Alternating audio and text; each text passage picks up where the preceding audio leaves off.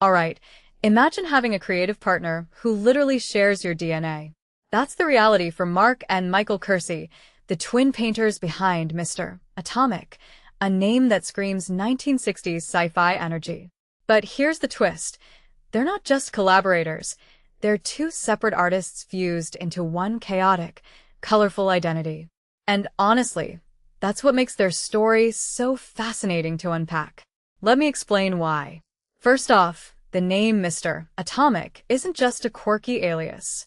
It's a full-blown manifesto. The 60s pop culture influences, comics, the Beatles, Marvel, those weren't just hobbies for these guys.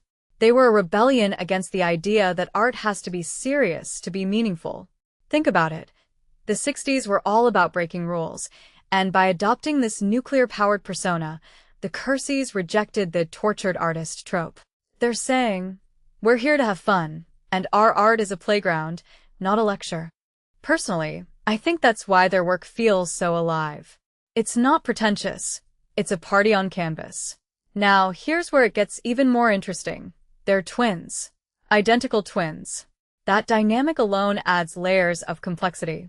Michael calls himself the sweet, to Mark's sour, like a modern-day Lennon-McCartney. But unlike bands where roles are defined, one writes lyrics, one plays lead guitar. These two both paint separately. They critique each other's work, but they don't merge their canvases. It's a paradox. Two individuals creating under one name. What does that even mean for their identities? Are they competing, merging, or just pushing each other to be better? I'd argue it's a form of creative cross-pollination. Two heads are better than one, but only if they're wired the same way. And these two, their brains are basically mirror images. Let's talk about their career trajectory for a second. They spent decades in New York City, working with Marvel, Apple Records, even drawing inspiration from the Beatles. But then they came back to Toledo. Why? Was it burnout? A desire for simplicity? Or maybe they realized that true creativity doesn't need a big city spotlight to shine. From my perspective, their return to Toledo is a quiet rebellion against the myth that you have to stay in the spotlight to matter. They're proof that you can have a global influence while staying rooted in your hometown. Plus, that stolen 400-pound sign? That's not just a quirky anecdote. It's a metaphor. Art gets stolen because it means something. If someone went through the trouble of hauling away that sign, it means Mr. Atomic's presence had power, even as a local landmark. But here's what most people miss. Their approach to art isn't about trends. It's about urgency. Mark says, time is short, and every painting is a piece of his inner world. That's a mindset you don't see often.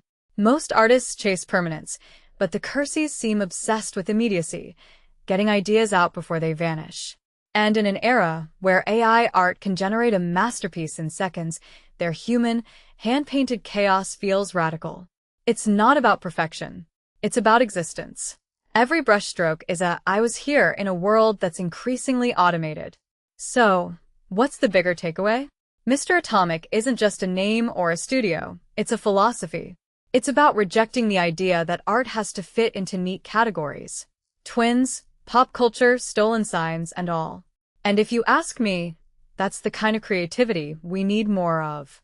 Because in a world that's constantly trying to label everything, sometimes the best move is to blow up the labels altogether. What do you think? Can two people truly create as one? Or is the real magic in the friction between their differences? Let me know in the comments.